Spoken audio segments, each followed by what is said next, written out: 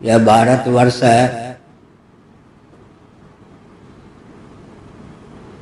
दैवयोग से पूर्वजों के पूर्वजों के पूर्वजों के पूर्वज भी भारत के ही रहे हैं। मैं कोई बाहर से आया हुआ व्यक्ति नहीं हूँ, न मेरे कोई पूर्वज बाहर से आए हुए। लेकिन मुझे इस बात को लेकर आश्चर्य है कि भारत स्वतंत्र देश है भी या नहीं। मैं धीरे धीरे बोल रहा हूँ।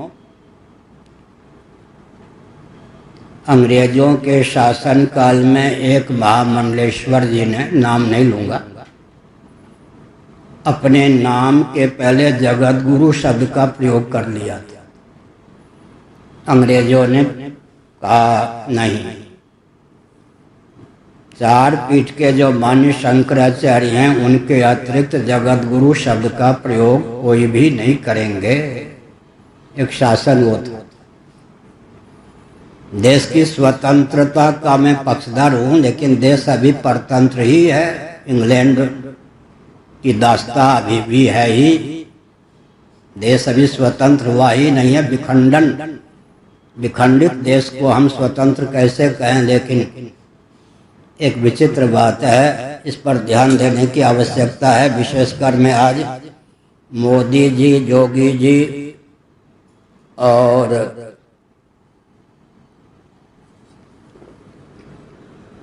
मोहन भागवत जी को लक्ष्य में रखकर बोल रहा हूँ, बड़े लाड़ प्यार स्नेह से। तीनों मेरे परिचित हैं। मुझे कोई कष्ट नहीं है। जो उज्जवल इतिहास की संरचना करता है उसके वो चुनौतियां आती ही हैं। मैं तो किस खेत की मूली हूँ। भगवान भी जब स्वयं रामकृष्ण के रूप में अवतीर्ण होते हैं, जितना ऊंचा अवतार होता है, जन्म होता है, उतनी ऊंची उनके सामने चुनौती भी आती है। ये ऐतिह्य तथ्य है, इस बात को मैं अच्छी प्रकार जानता हूँ। लेकिन प्रश्न यह उठता है कि यह स्वतंत्र भारत है और संत वेश में आदित्यनाथ जोगी जी हैं और 28 साल से मेरे परिचित हैं। एक वर्ष में जब से मुख्यमंत्री हुए हैं, एक बार अवश्य मेरे पास कहीं न कहीं प्रयाग आदि में मिलने आते हैं। एक आतंकवादी आसाम के पूर्व या वर्तमान, वो लोग जाने, मुख्यमंत्री को लेकर मथुरा आया। पुरी के शंकराचार्य के रूप में उसका स्वागत हुआ, सम्मान हुआ और मुख्यमंत्री ने कहा कि मैं इनका शिष्य हूँ। क्या मथुरा का कलेक्टर मनुष्य था, हिंदू था? अगर हाँ, इस प्रकार का अत्याचार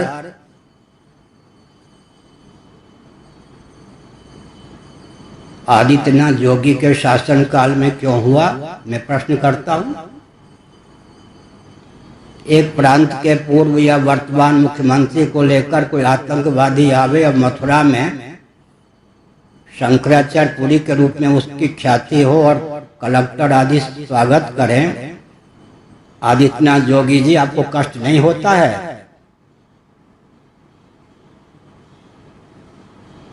मेरे सामने आप बैठे थे, मैंने एक पत्र लिख के दिया था, मेरे सामने आपने पढ़ा, बाद में टिप्पणी कर दी कहीं जाके कि समझ में नहीं आया।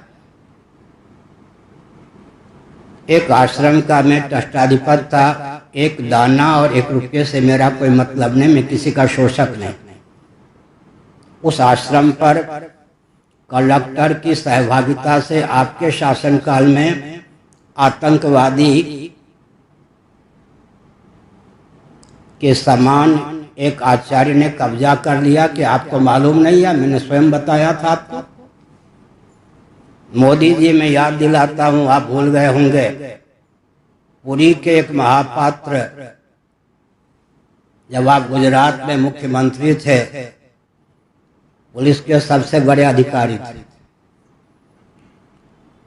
उन्होंने आपसे कहा था कि ये आतंकवादी पुरी के शंकराचार्य के रूप में घूम रहा है, मैं पुरी का हूँ, मान्य शंकराचार्य को जानता हूँ, अरेस्ट करना चाहता हूँ, आपने मना किया। अब आप प्रधानमंत्री के पद पर हैं, कि आपको मालूम नहीं है कि भारत में पुरी के शंकराचार्य को दबोचने के लिए जितनी दुरभिसंधि चली जा रही है उसमें आपकी भाजपा का भी हाथ है। अमित शाह, आप मेरे बहुत लाडले प्यारे हैं, कई घंटे मेरे पास बैठे जब आप अध्यक्ष थे भाजपा के। मैंने शिवराज चौहान के सामने आपसे कहा था, आप पर कोई प्रभाव पड़ा? इसका अर्थ है कि पुरी के शंकराचार्य को यातना देने के लिए आप लोगों ने व्यूहरचना की है। माना कि कांग्रेस के शासनकाल में रामालय ट्रस्ट में हस्ताक्षर न करने के कारण बाकी जो प्रामाणिक शंकराचार्य मानते हैं उन्होंने इस आतंकवादी को प्रश्रय दिया था मेरे विरोध में, वो दया के पात्र हैं। लेकिन कांग्रेस ने जिस अत्याचार को जीवित किया उस पर आप पोषक बन के तैयार हैं, आप शासन करने योग्य हैं 2 दिन भी। तो शंकराचार्य परंपरा प्राप्त कोई शंकराचार्य उज्जीवित न रहे, उसको हर प्रकार से यातना दी जाए, क्या ये शासन है? मुलायम सिंह जी, आप जीवित हैं, ध्यान दीजिए अपने पाप पर। आपने 4 आतंकवादियों को शंकराचार्य बना के घुमाया था अपने शासनकाल में। मैं शंकराचार्य के पद पर हूँ, मैं मुख्यमंत्री नहीं बनाता, प्रधानमंत्री नहीं बनाता। आपको किसने अधिकार दिया कि शंकराचार्य बनावे? लालू यादव जेल के शिकंजे में हो, ध्यान रखो, तुमने 4 शंकराचार्य को बनाया था। ये मुख्यमंत्री लोग भूतपूर्व वर्तमान शंकराचार्य बना के घुमाते हैं, और सब के सब मिलकर के पुरी के शंकराचार्य को यातना देने के लिए। यहाँ के मुख्यमंत्री सुन लो, आपके शासनकाल में आसाम का मुख्यमंत्री लेकर वही व्यक्ति आया था कि ये पुरी के शंकराचार्य हैं। आपने क्या किया? हर प्रकार से पुरी के शंकराचार्य को यातना देने का प्रकल्प चल रहा है। मेरा अपराध क्या है? मैं आपकी दास्ता नहीं पालता। शासन तंत्र की दास्ता पालने वाला शंकराचार्य होगा? शासकों पर भी शासन करने का यह पद है। 1000 आप जैसे प्रधानमंत्री, मुख्यमंत्री, भूतपूर्व, वर्तमान कोई भी दमन नहीं कर सकते, लेकिन आपका इतिहास कलंकित हो रहा है। अगर आप में सचमुच में साधुता है, आदित्यनाथ जोगी जी, साधु वेश को सुरक्षित रखिए। मैं आपके गुरुजी से भी परिचित था, उनके गुरुजी से भी परिचित थे।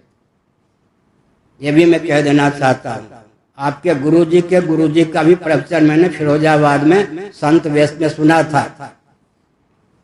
आप भी मुझे जानते हैं बहुत अच्छी तरह से।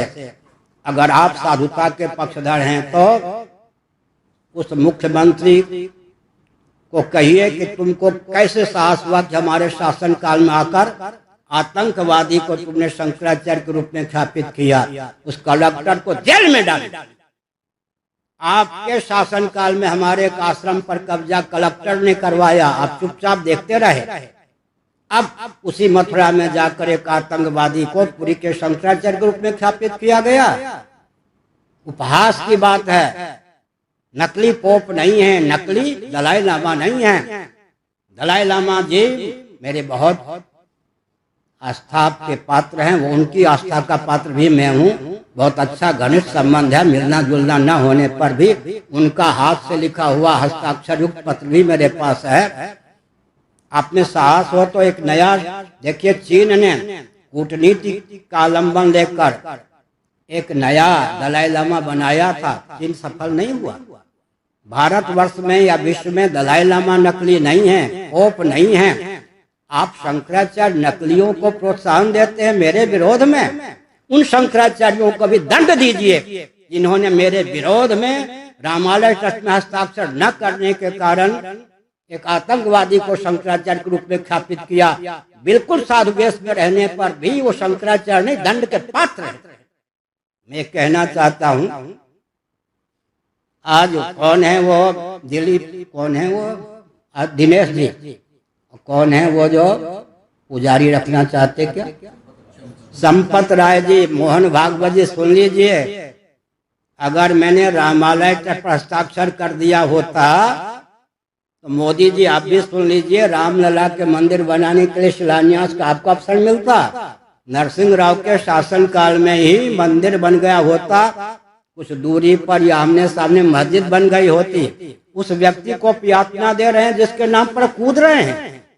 अगर मैंने हस्ताक्षर कर दिया होता मोदी जी, आज राम जन्मभूमि को लेकर आपकी क्या सहभागिता है, क्या आपका हाथ है? यातना सही हमने, आप नाम कमाइए, खूब कमाइए, लेकिन आपको जो गौरव मिल रहा है किसके कारण? अगर मैंने हस्ताक्षर कर दिया हुआ होता तो नरसिंह राव के शासन काल में ही जो होना था हो गया होता। प्राणों को हथेली पर लेकर शंकराचार्य जितने हैं, मध्वाचार्य भी उसमें थे, रामानंदाचार्य भी थे, सबने हस्ताक्षर कर दिया था रामालय ट्रस्ट पर। मैंने नरसिंह राव के द्वारा दी गई यातनाओं को सहा है। अब आप मोदी जी और योगी जी के शासन काल में भी मुझे यातना ही दी जा रही है। ये मान के चलूं कि परंपरा प्राप्त व्यास गद्दी के आप दुश्मन हैं, शत्रु हैं। अगर परंपरा प्राप्त व्यास गद्दी को आप नहीं चाहते हैं तो कितने दिन तक आप शासन कर सकेंगे? पूरे भारत में जितने दल अराजक तत्वों को आचार्य के रूप में घुमाने के पक्ष में, सबको रसातल में पहुंचाऊंगा। मैं परंपरा व्यक्ति हूँ, शाप नहीं देता हूँ, लेकिन प्रहलाद से कम क्षमता हमने नहीं है, आप समझ लीजिए। प्रहलाद जी देवर्षि नारद के शिष्य थे, मैं मानता हूँ। प्रहलाद जी देवर्षि नारद के थे तो मैं भी सत्याग्रह के मार्ग पर ही चलता हूँ। मैं संकेत कर देना चाहता हूँ, मैं भी नागलोक का व्यक्ति हूँ। एक फुफकार दूंगा तो आप सब भस्म हो जाएंगे। मैं भी लुल्लू बुद्धू नहीं हूँ, श्मशान का नहीं, कोई आतंकवादी का अवतार नहीं। मैं भी नागलोक का ही व्यक्ति हूँ, मेरा प्रिय स्थान नागलोक है। मैं एक फुफकार दूंगा तो आप सबके शासन टूट जाएंगे। इसलिए अगर आप भारत को भारत के रूप में देखना चाहते हैं, जिन शंकराचार्यों ने हस्ताक्षर किया रामालय ट्रस्ट पर, मुझे यातना दी, वो शंकराचार्य कहने योग्य नहीं है। और आप प्रधानमंत्री और मुख्यमंत्री जिनके शासन काल में आतंकवादी शंकराचार्य के रूप में देश विदेश में घुमाए जा रहे हैं, हमको चिढ़ाने के लिए मथुरा में मुख्यमंत्रियों को लेकर जाते हैं। लज्जा का आपको अनुभव नहीं होता? 2 दिन भी शासन करने योग्य नहीं। बहुत लाडले हैं, प्यारे हैं, दोनों मेरे परिचित हैं। और अमित शाह जी, आप गृह मंत्री होने योग्य नहीं है। आपको नहीं मालूम है, मैंने यहीं पर कहा था कि ये आतंकवादी शंकराचार्य के रूप में न घूमे, आप उनको प्रश्रय दे रहे हैं। मोहन भागवत जी ने कहा ये हमारा काम नहीं है, आतंकवादियों को शंकराचार्य बना के घुमाना आपका काम है, उसका दमन करना आपका काम नहीं है। तो किसको मैं सौंपूं आपको दंड देने के लिए? मैं पूछना चाहता हूँ शंकराचार्य के पद पर।